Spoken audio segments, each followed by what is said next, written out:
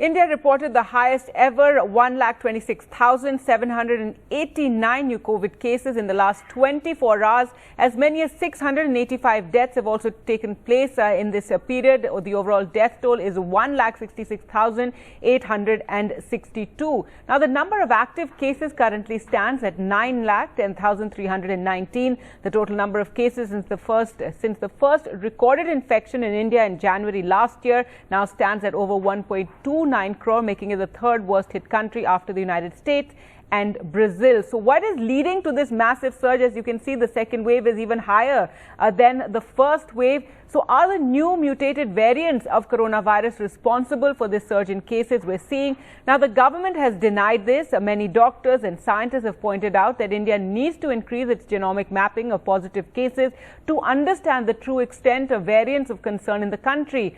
We already know there are cases of variants from the UK, South Africa, and one case even of the Brazil variant, while there's a new double mutated variant which has been found in samples from Maharashtra.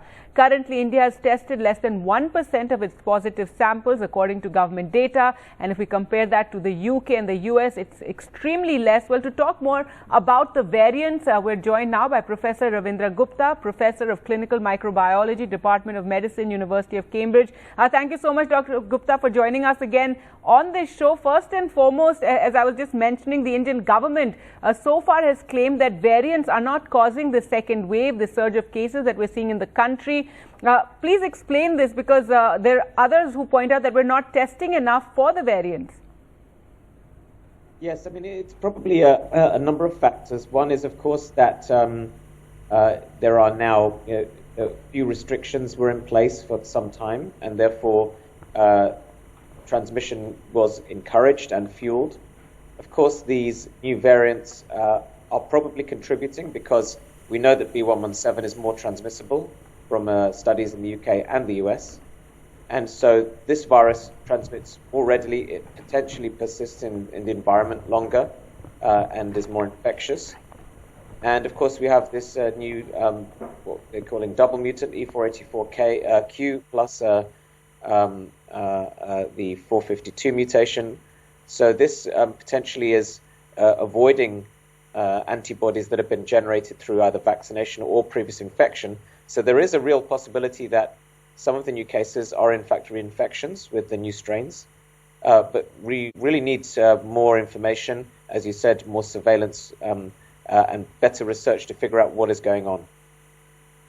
All of you experts, talk about how this is normal, that viruses do mutate. But what is the worry here, and how does this change how we, deal with the spread of the pandemic? Well, yes, viruses do mutate, but there was a lot of complacency about SARS-CoV-2 back last year, where the mutation rate was reported as being quite slow. But we realize now that this virus is readily adapting to immunity, whether through vaccines or through previous infections. So this virus, if it's allowed to transmit, will acquire mutations. We also think that this is driven partly by chronic infection. So some people are infected for longer periods, and they are able to generate mutations more readily because the virus is fighting against an immune system over a long period of time. So these are some nuances of this new virus which were not appreciated initially, and which mean that we need to be taking this very seriously. We need to step up vaccination and cut transmission. And the double mutated virus that has been found in samples in Maharashtra, now does it make it easier for to infect people? One case of this has now been discovered in California, and possibly that is somebody who, it's got some India link, it traveled from India perhaps. But first tell us about this double mutated virus according to whatever information you've seen. Well, there are two mutations in a key part of the virus spike protein, which attaches to our cells and allows the virus to enter. But these two mutations also are a target of antibodies produced by natural immunity from infection, but also after vaccination probably. And each of the mutations has been seen in different variants. So 452 is seen in the Californian variant, and the 484 is observed across three different variants: the UK B117 variant, the South African origin variant, which is called B1.351, and also the Brazilian variant P1. So this 484 change or mutations at that position have been observed in key variants of concern, and we know from our experiments in the lab and others that this is a key antibody escape mutation. Really does confer quite high levels of resistance to some of our antibodies. And there are reports that the AstraZeneca vaccine, which is of course the vaccine we use most here in India, the Covishield vaccine, that it's been found not to be as effective against the South Africa variant, and that is the worry with these mutations, whether the vaccinations and the treatments we know so far will change or will be affected. Yes, I mean, so there are two things here. There's protection against disease or severe disease, and protection against infection. So I think both are important. Infection against disease is important for the individual because you don't want, and we know that the vaccines protect you against severe disease even with the new variants. So that's important. So that means that vaccination should still proceed with the current vaccines which are available because they will protect you from severe disease and death. And that is a really important message to get across. In the longer term, we need to control infection. And so these vaccines may not protect you against being infected asymptomatically or with mild infection. And that's a problem because you may transmit to somebody who's not vaccinated and they may get severe disease. And it may make the epidemic harder to control. So in the longer term, new vaccines with mutated versions of the virus are in development, and they are in clinical trials, in fact. So they will be available in the next 12 months. And again, coming back to the question of dealing with this, with the pandemic, because some experts here point out that don't need to frighten people with talk of variants, that the public's response to the variant remains the same, that you have to continue following COVID protocols, wear the mask, social distancing, avoid crowded places. But why is it important really for us to know if the variants are very rampant here in our population? I mean, it's important for public health. It's not important for the public, I agree. The public should just do what they are advised to do, which is to be vaccinated and to carry out transmission mitigation measures such as mask wearing and distancing. But for public health, it's important because if you know why this is happening, then we can figure out how to deal with it. And so that's why it is important to understand the genetics of the viruses, what is being transmitted and where, so that the relevant interventions can be made at public health level. And in the UK now, with the vaccinations having increased so much, you are seeing infection levels coming down, isn't it? If you could tell us a bit about that. Well, I think we have experienced a very steep drop in infections and severe disease. That's really good news, but it did happen during a lockdown, so we are still only gradually emerging from a lockdown. So most of that impact has been due to not vaccination really, but due to the lockdown. But vaccination hopefully will prevent a resurgence and a rebound when we start opening up. All right. So you think it's more because of the lockdown rather than the vaccinations that, to draw that correlation of drop in infections. Thank you so much, Doctor, for joining us on the show again and, discussing the variants, because, yes, there is a lot of, worry and anxiety over that. Thank you very much. Now, if we talk about the vaccination drive, the central government has said that vaccinations will not be opened up to a wider group anytime soon, stressing on the need to cover the most vulnerable first as the nation tackles the massive surge in COVID cases. But many doctors and people have expressed unhappiness over this. They point out that there are many vulnerable people below the age of 45. So far, do remember, vaccinations are only for those who are above 45 years. So far, 9 crore people have been vaccinated in the country. Well, to talk more about this, we're now joined by Dr. Arvind Singh Soin, Chairman, Institute of Liver Transplantation and Regeneration Medicine, Medanta, the Medicity. And Dr. Soin, now you tweeted about how you have thousands of patients who are under the age of 45 who've had to undergo liver transplants, who are very vulnerable and who need the vaccine now. If you could talk about this. Gargi, ideally, everyone above 18 years of age should be vaccinated, but that's not going to be feasible because of limited vaccine stock. So the policy that the government has been following, and all of us understand, is that the high-risk groups and the areas where infection rates are high have to be targeted.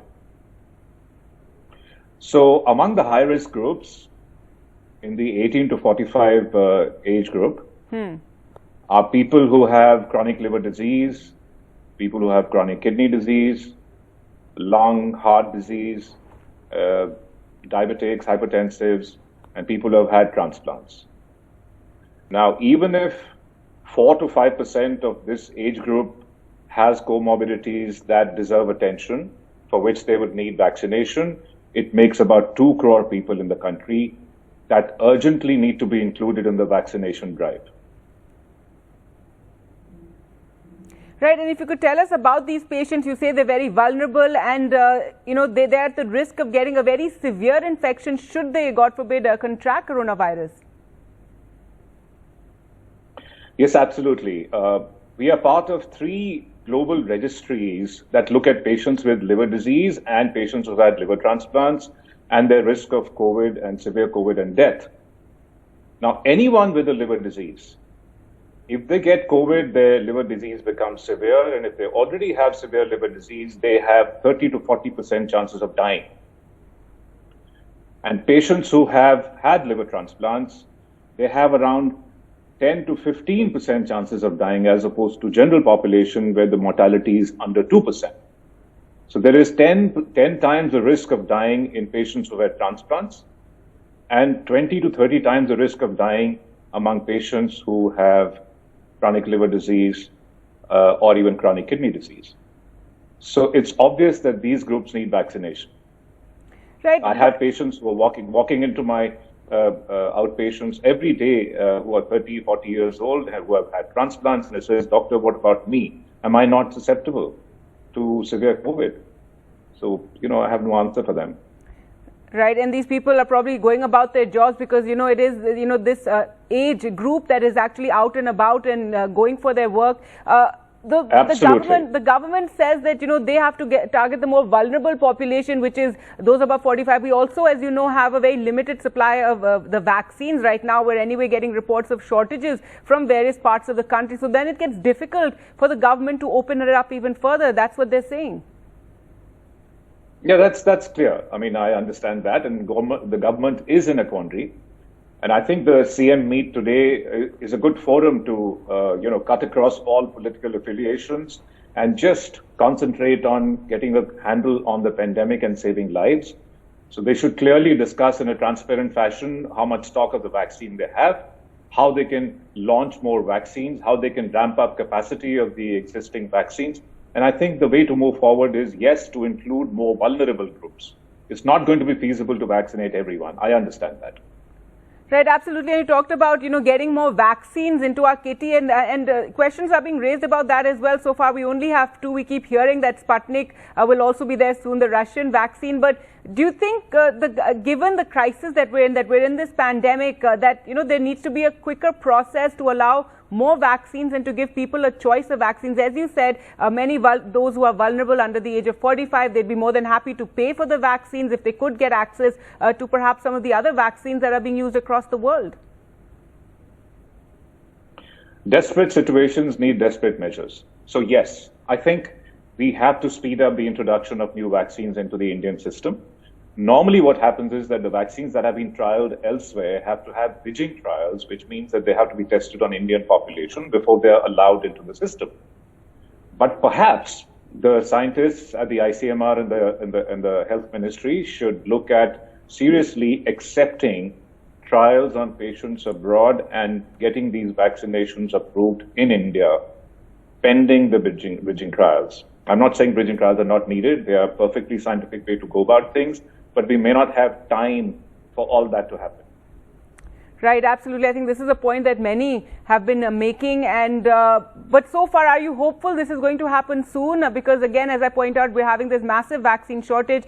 It still seems it's going to take a few months before they open it up to, further to lowering the age or opening it up to more people. You have chief ministers writing to the center also asking for the same thing about, doing away with this age limit, but right now it just doesn't seem possible.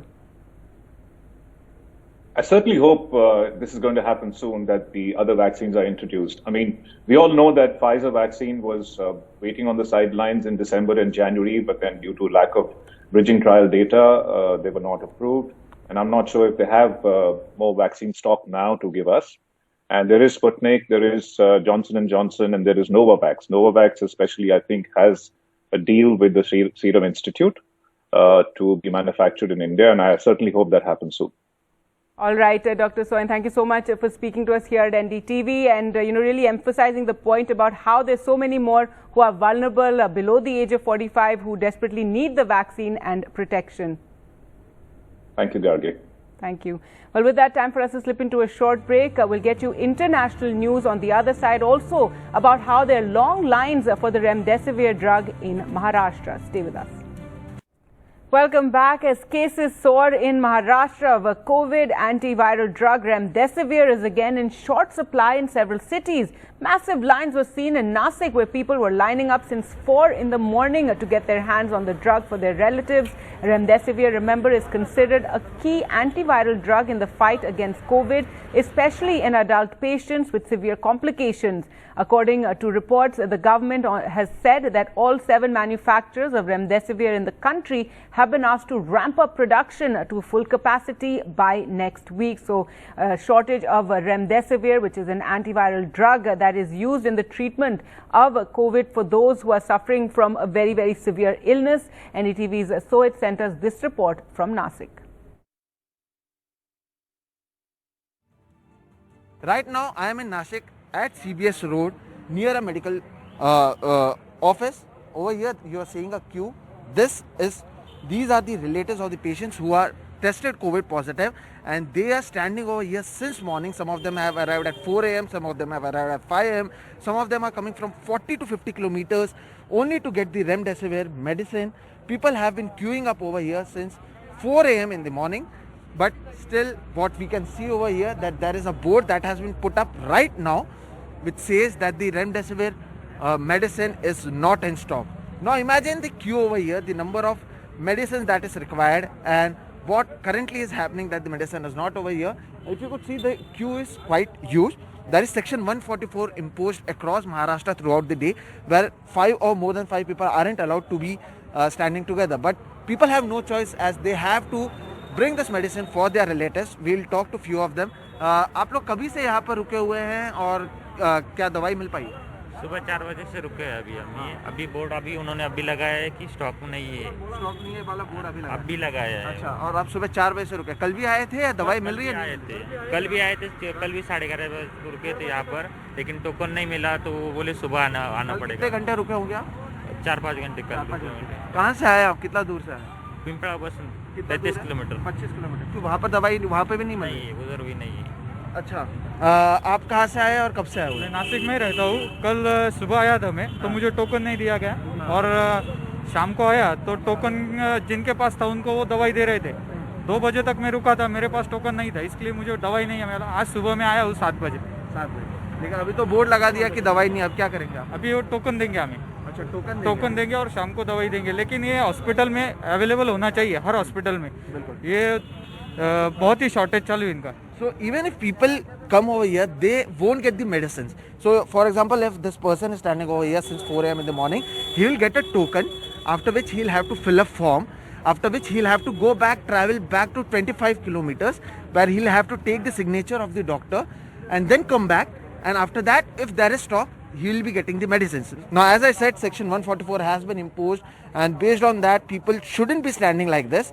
But these are the relatives of the patients who have tested COVID positive, and they have no other option but to wait in the queue in the sun to get the basic medicine that is required during COVID. It has been over a year, but things seem to be going back where it was last year, where people had to queue up, where there was black marketing of the medicine, where the medicine wasn't available, and even now the stock isn't there, and people have to wait, at least in Nashik, for the next 2 to 3 days for the medicine to come back so that they could give it to their patients.